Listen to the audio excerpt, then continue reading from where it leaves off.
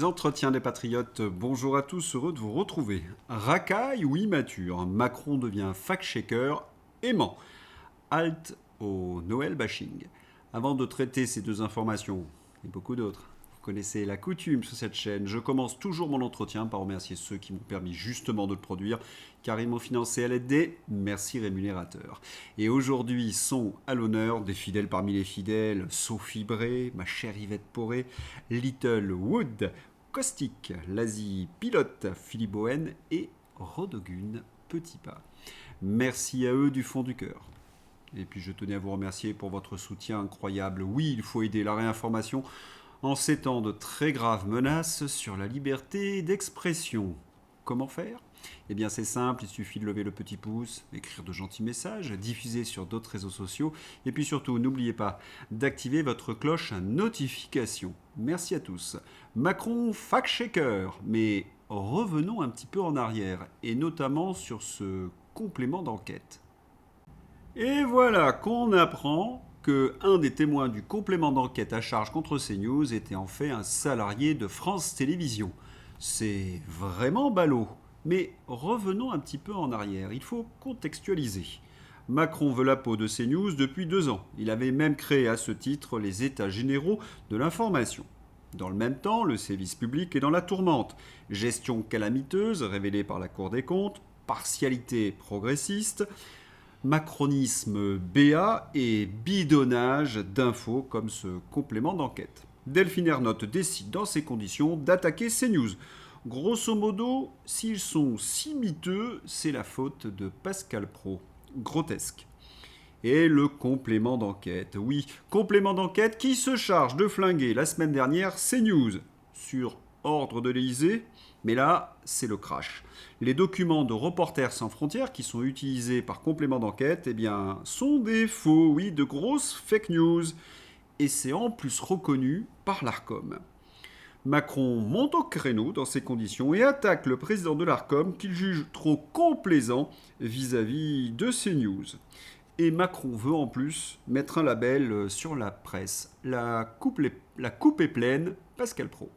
Autoritaire d'un président mécontent du traitement médiatique et qui souhaite imposer un récit unique. J'imagine les services de l'Élysée dictant aux uns et aux autres ce qu'il faut dire et comment il faut penser. Je propose un nom pour ce nouveau service de communication, la Pravda. Eh oui, Macron veut créer une nouvelle Pravda. Emmanuel Macron, la tentation autoritaire. On nous traitait de fous pendant des années. Pourtant, des millions de Français ont alerté depuis des années. On pense aux gilets jaunes, au confinement, au pass sanitaire, à la fermeture de C8. En 2025, ils veulent censurer les réseaux sociaux, mettre des labels sur les médias.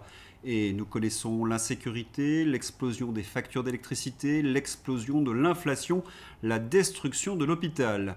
Emmanuel Macron, la tentation autoritaire. Ah oui, sans blague. On a bien compris qu'ils ont besoin de masquer leur bilan abominable. Philippe Devilliers en rajoute une couche sur le label de la presse voulu par Emmanuel Macron. Il explique que Macron veut labelliser la presse car la diabolisation ne fonctionne plus dans les médias et que tous ces européistes ont une frousse bleue de la réinformation et de ce fameux danger populiste. Le danger populiste. Des fois que le peuple voudrait reprendre le pouvoir et nous imposer ses fantaisies. Par exemple, rétablir les frontières, en finir. Labelliser les médias, c'est l'Arcom puissance 1000. Le système panique. L'idéologie progressiste perd pied. Le rêve du poudré, créer un ministère de la vérité, sans savoir qu'Orwell l'avait déjà imaginé. Mais ce système orwellien existe déjà sur les réseaux sociaux. Cela s'appelle le DSA et la granularité, selon l'expression macroniste.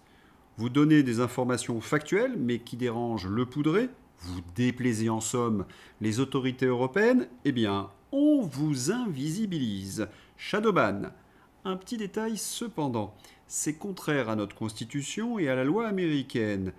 Vous voyez la suite ? Un changement de majorité, par exemple, eh bien, certains procès risquent d'être médiatiques.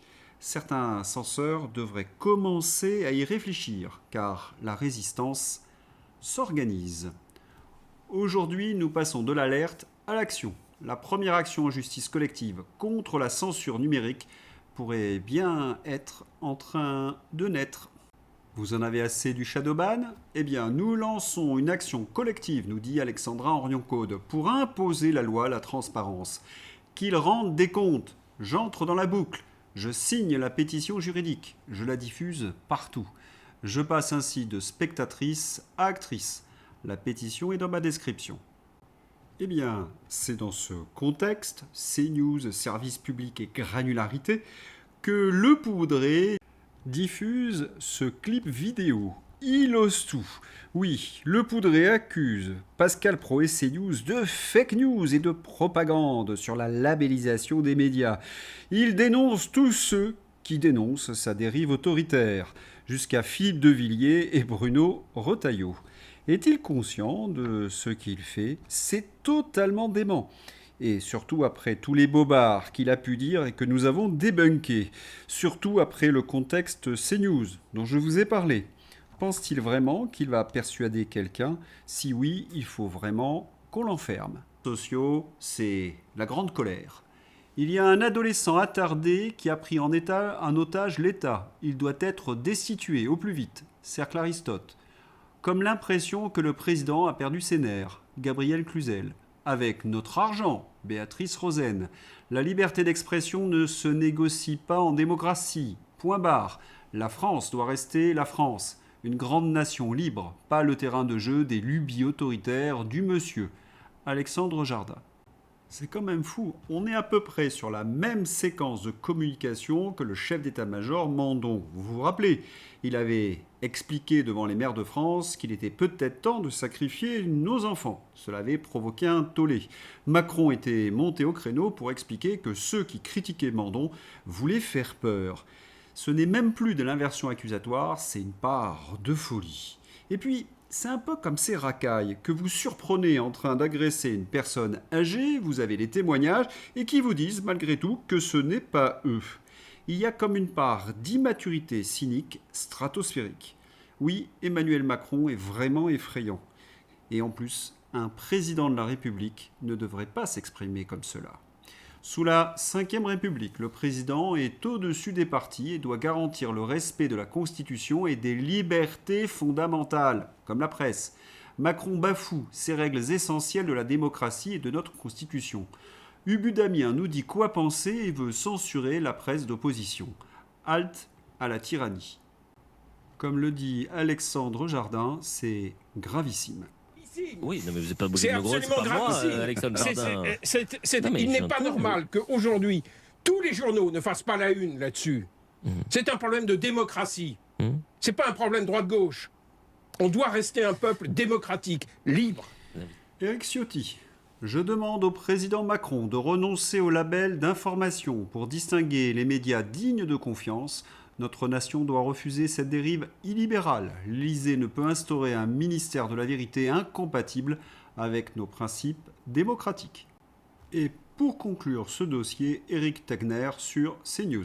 Ils auraient pu se dire, on met d'autres médias dans les... Oh là, non, c'est bon. On met Pascal Praud, on met Philippe de Villiers, 100% CNews, le label anti-CNews, on assume. Moi, je trouve ça absolument délirant. Vraiment, je me dis, mais parce qu'ils pensent qu'ils peuvent aller jusqu'au bout. Et je vais vous dire, vous savez, déjà...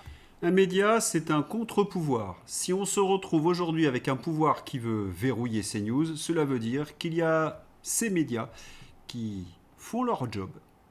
CQFD. Et puis, nous voyons depuis 8 ans Emmanuel Macron faire de la com à outrance, organiser des shows quotidiens, panthéoniser nos grands hommes tous les 4 lundis. Mais avec quel argent ? La communication de l'État aurait coûté 1 milliard d'euros en 2024. La communication de l'État, Sébastien Lecornu taille dans le milliard. Dans un projet de circulaire que le JDD révèle, le Premier ministre acte que la communication de l'État a englouti 1 milliard d'euros en 2024. Oui, 1 milliard d'euros. Sébastien Lecornu impose 300 millions d'économies dès 2026 et orchestre une reprise en main sans précédent du pilotage de la communication publique. 1 milliard d'euros dépensés en communication d'État en 2024. Et pourquoi? Une impopularité record, des services publics au bord du gouffre, des usines qui ferment, des Français qui souffrent. Le gouvernement semble vouloir vraiment agir pour désamorcer de futurs scandales à l'image des prestations de conseil de McKinsey. En même temps, on comprend le poudré. Dépenser 1 milliard d'euros et être à 11% dans les sondages. Il y a de quoi vraiment avoir la rage. Alors vite, censurons les réseaux sociaux et CNews. Pauvre type, regarde ton bilan, bonhomme. Mais souvenons-nous de ce que nous disait Jill Evans. To digital censorship is billed as a defense of democracy. But when we see European courts canceling elections and senior officials threatening to cancel others, we ought to ask whether we're holding ourselves to an appropriately high standard. J'ai été frappé qu'un ancien commissaire européen soit allé à la télévision récemment et avait l'air ravi que le gouvernement roumain venait d'annuler une élection entière. Il a averti que si les choses ne se passent pas comme prévu, la même chose pourrait se produire en Allemagne aussi. Ces déclarations cavalières ont choqué les oreilles américaines. Thierry Breton avait également dit quelque chose dans ce sens. Et il faut également se souvenir de Pavel Durov. Pavel Durov balance. Paris l'a bien fait chanter. Si vous censurez Telegram sur la Moldavie, on dira du bien de vous au juge. C'était il y a environ un an, en 2024, alors que j'étais contraint de rester à Paris, témoigne le fondateur de Telegram. Pavel Durov était au micro de Tucker Carlson. Nos médias ont-ils volé au secours de Pavel Durov, arrêté arbitrairement? Pas le moins du monde. Ils l'ont traîné dans la boue et ont repris à la virgule près les éléments de langage du pouvoir. C'est une tradition chez ces journalistes d'obéir au pouvoir. Encore une preuve. République bananière, une plainte contre Bribri? Non, à ce jour, le 2 décembre donc 2025, aucun dépôt de plainte n'a été enregistré publiquement contre Bribri ou la Fondation des hôpitaux dans cette affaire pour détournement de dons de pièces jaunes. Il n'y aura pas de plainte puisque les journalistes cachent cette affaire. Maintenant, admirons l'art de la fake news des macronards avec Jean Nono. Barrot estime que Le Pen et Mélenchon mangent dans la main du Kremlin. Lui ne mange pas dans la main, juste une formule diffamatoire contre la France insoumise et le Rassemblement national de Washington. Il est formaté et totalement sous contrôle des néocons américains. Il bosse pour eux, récite leurs éléments de langage, dit les mêmes mensonges, ferme les yeux sur la corruption. Cela me rappelle un mot d'un personnage de roman, une prostituée en l'occurrence. Oui, une prostituée ne peut imaginer qu'il existe des femmes honnêtes. Sans transition. Nathalie Loiseau. Vladimir Poutine a dit qu'il n'attaquerait pas la Tchétchénie, il a rasé Grozny. Il a dit qu'il n'attaquerait pas la Géorgie, il est arrivé à 16 km de Tbilissi. Il avait dit qu'il n'y avait pas de Russes au Donbass. Évidemment, il a occupé le Donbass et la Crimée. Mais qu'est-ce qu'elle raconte? Tout est faux. La Tchétchénie fait partie intégrante de la Fédération de Russie, la répression de velléités séparatistes. Quant à la Géorgie, c'est elle qui a lancé les hostilités contre son enclave séparatiste, l'Ossétie, le 8 août 2008. Quant à Poutine, il n'a évidemment jamais déclaré ce genre de choses. Mais ne vous inquiétez pas, le sosie officiel de Bénil, Nathalie Loiseau, peut raconter des bobards plus graisseux qu'elle, elle ne sera jamais démentie par les médias labellisés. Souvenons-nous de son attitude sur Reporters sans frontières. Ce n'est pas aux politiques de décider quels sont les bons et les mauvais sites d'information. C'est aux journalistes eux-mêmes de mettre au point un indice de qualité et de fiabilité et aux plateformes de rendre l'information de qualité plus visible. Reporters sans frontières a des idées à creuser. Mais oui, d'excellentes idées, Reporters sans frontières. Parce que c'est à Reporters sans frontières que Macron avait confié la tâche de flinguer CNews, les états généraux de l'information. C'est Reporters sans frontières qui bidonne ses dossiers et ses articles pour flinguer CNews. Et c'est Reporters sans frontières qui est dirigé par Pierre Aski, un copain de Soros. Alors pour Loiseau, forcément, ils ont de très bonnes idées.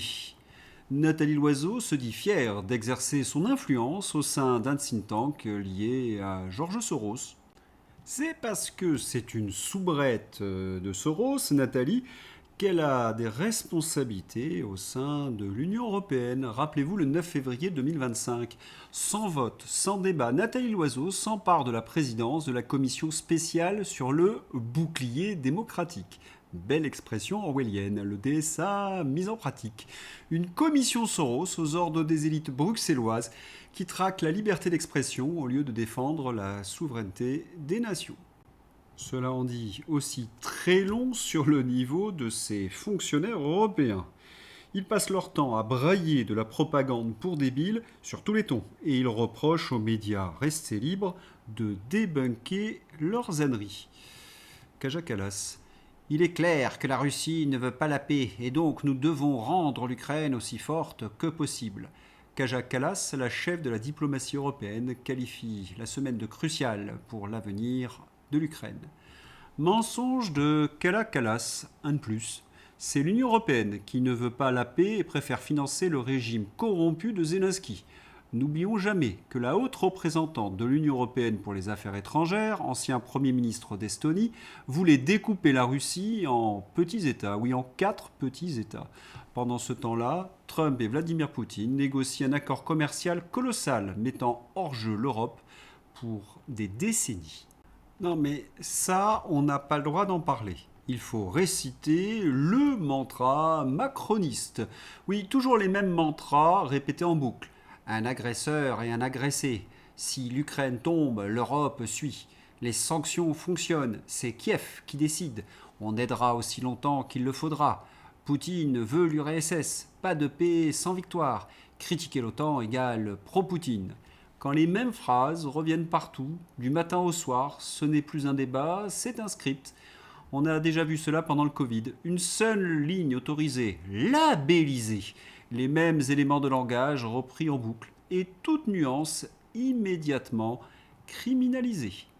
Et pendant que la propagande bat son plein, Macron recevait Zelensky. Ah, celui qui jouait du piano debout. C'est peut-être un détail pour vous, mais pour nous, cela veut dire beaucoup. Pauvre Zelensky, il a perdu son principal soutien, Yermak. À droite, c'est Yermak, numéro 2 du régime de Zelensky, qui a été épinglé pour avoir détourné au moins 100 millions d'euros.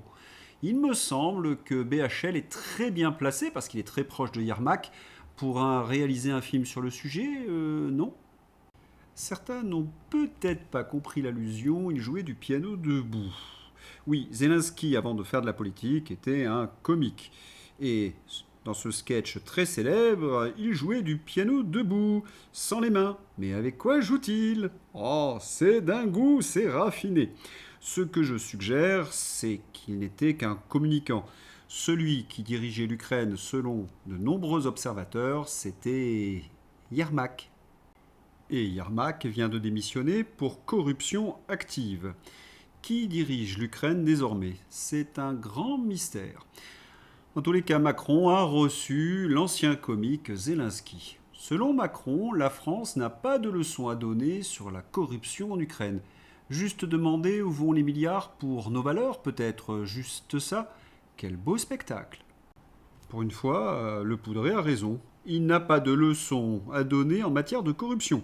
Après Alstom, McKinsey, les milliardaires algériens, Uber, les autoroutes, Nestlé, le maquillage des comptes publics, etc., etc. Et la presse libre aux États-Unis évoque des rétrocommissions qu'auraient pu toucher des Européens. Peut-on en savoir plus ? Macron. Emmanuel Macron interrogé sur la corruption en Ukraine. Je note que vous n'aurez jamais de problème de corruption en Russie, parce qu'il n'y a pas d'entité indépendante qui gère ces sujets-là. Bon, ce qui concerne la Russie, c'est une fake news, mais l'Union européenne ne finance pas la Russie, mais l'Ukraine. Mes impôts vont en Ukraine, pas en Russie. C'est quand même pas beau de détourner le véritable sujet de conversation, monsieur Le Poudré.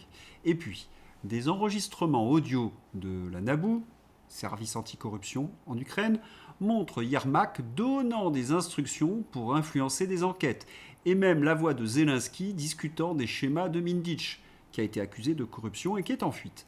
Ces éléments ont été utilisés comme levier par les États-Unis pour pousser à des négociations de paix selon des rapports de Medusa et Politico. Zelensky, élu en 2019 sur un programme anticorruption, voit sa légitimité érodée par ses affaires. Mais Macron fait comme si de rien n'était, la guerre étant son assurance tout risque.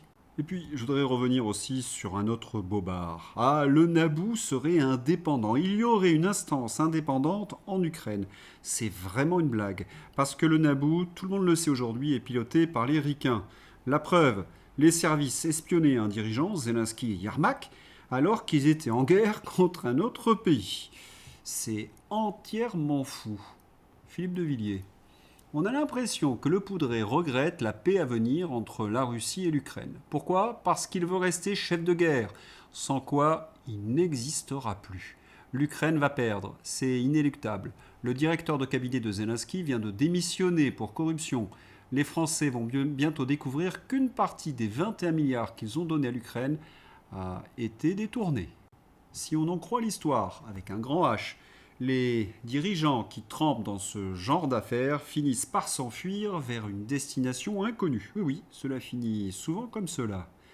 Vincent Herouet. Il n'y a plus qu'un ami, Zelensky. Il n'a plus qu'Emmanuel Macron, finalement. Parce qu'avec Yermak, ils regardaient la télé le soir ensemble, ils faisaient la guerre, ils négociaient la paix, les livraisons d'armement, ils nommaient les gens, ils en viraient. Zelensky et le Poudré, seul au monde. Par ailleurs, dans la presse anglo-saxonne, on explique que les clans à Kiev se livrent à une guerre pour la succession de Yermak. Les couteaux sont tirés.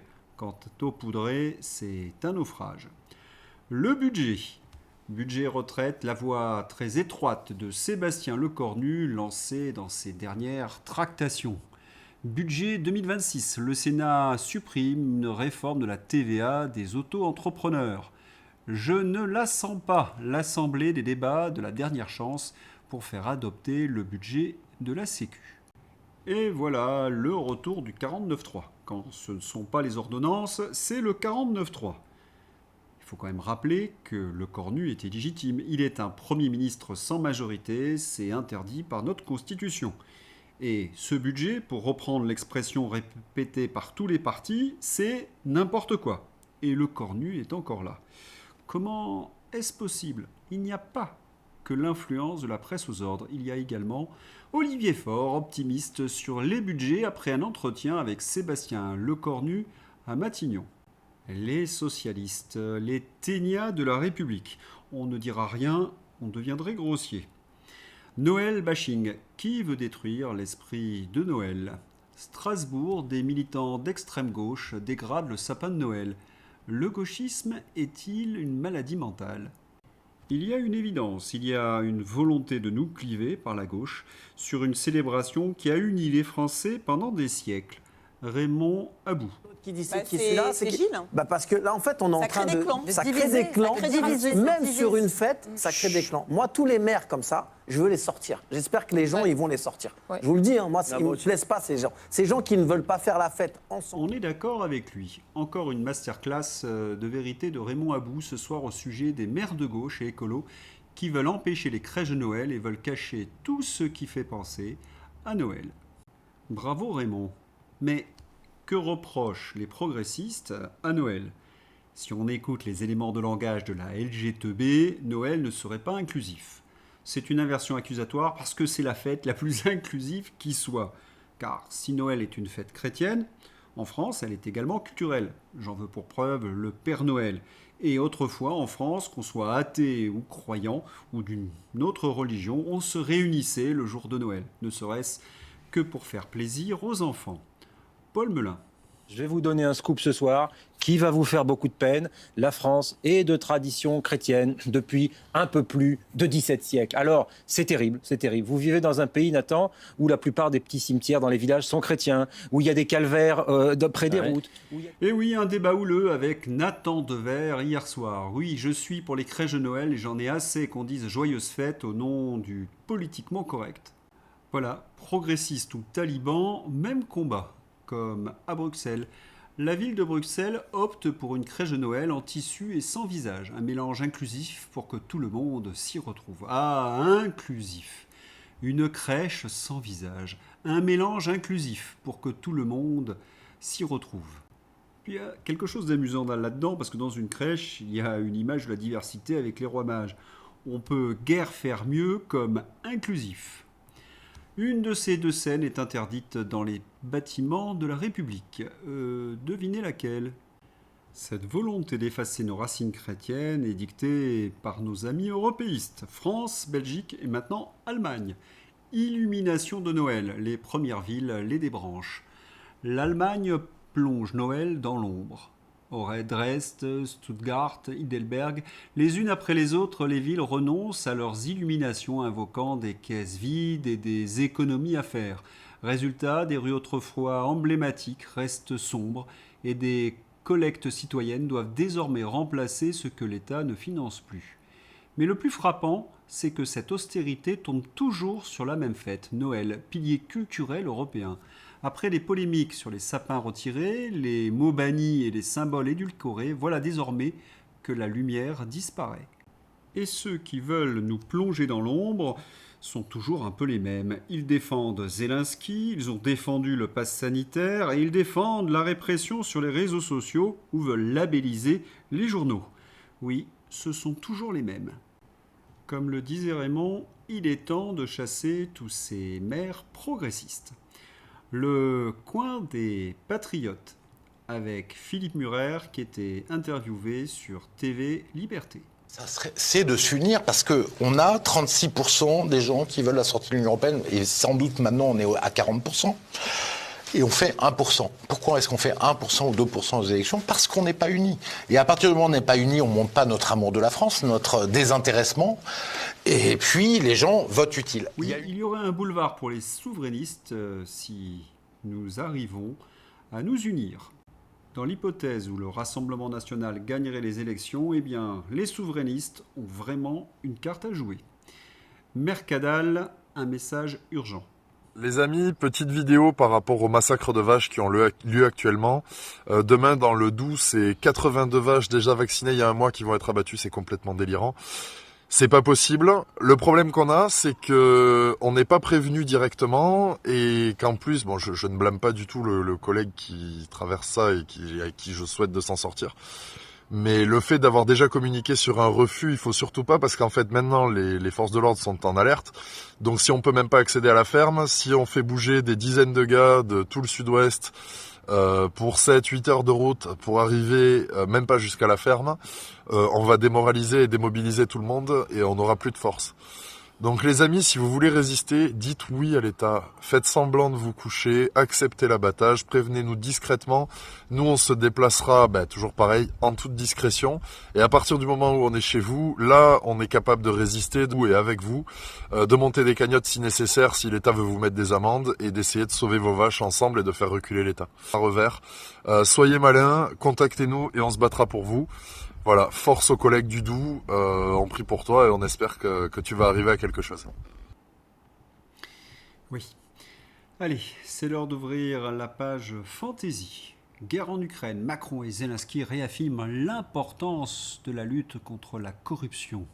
Ça, c'est une manchette qui date du mois de juillet. Ils sont vraiment très très drôles. Moi vraiment, ils me manqueront quand ils ne seront plus là. C'est pas faux, parce que ma rubrique Fantasy va être orpheline quand Le Poudré ne sera plus là. Des témoignages normaux dans un pays normal. Le meilleur président du monde, s'il est à 11%, c'est parce que les Français n'ont rien compris. Circuler, il n'y a rien à voir. Vous avez des témoignages, on se demande s'ils n'ont pas été écrits par un communicant de l'Élysée. Oui, je sais, j'ai mauvais esprit. En tout cas, c'est A au Macron Score. Dictavenir, Emmanuel Macron reproche à CNews de ne pas relayer le discours officiel. C'est à peu près cela. BHL encore invité dans C'est dans l'air. Il est déjà passé 54 fois sur le plateau de C'est dans l'air et on ne sait toujours pas comment il a placé les 9 millions de dollars reçus du Qatar pour influencer Sarkozy. A-t-il privilégié l'immobilier ? A-t-il investi dans Thales, les firmes d'armement US ? Est-ce le moment pour l'or, BHL ?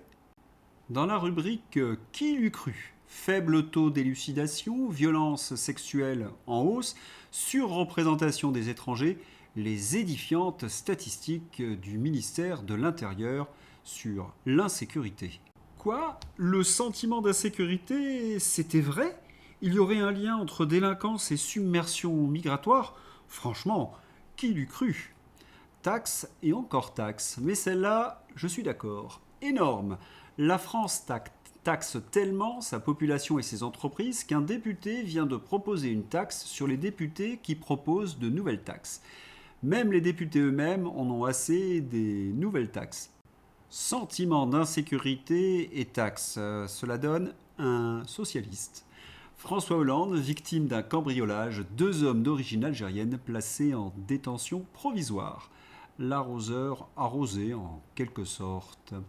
Nous, dans le camp du bien, on est la vérité et le bien, et malheureusement on a laissé se développer des canaux d'information qui en toute impunité pensent autrement que nous.